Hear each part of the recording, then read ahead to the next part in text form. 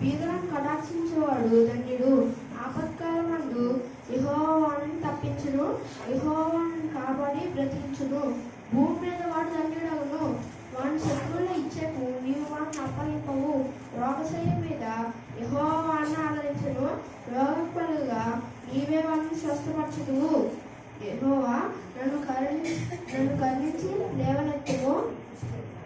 నీ దృష్టి ఎదుట నేను పాపం చేసి ఉన్నాను. నన్ను కరుణించుము, నా ప్రాణం స్వస్థపరచుము అని మనం చేసి ఉన్నాను.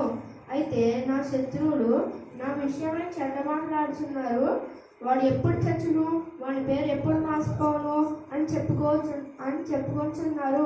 ఒకటి నన్ను చూడవచ్చుని ఎట్లా వాడు అబద్ధమాడను. వాడి హృదయము పాపము పోగు చేసుకొచ్చున్నది. వాడు బయలు వెళ్ళి వీధిలో దాన్ని పలుకుతున్నాడు. నన్ను ద్వేషించే వారందరూ కూడి నా మీద గుసగుసలాడుతున్నారు. నశింపదయ్యే వాళ్ళని వారు నాకు కీడు చేయ ఆలోచించుతున్నారు.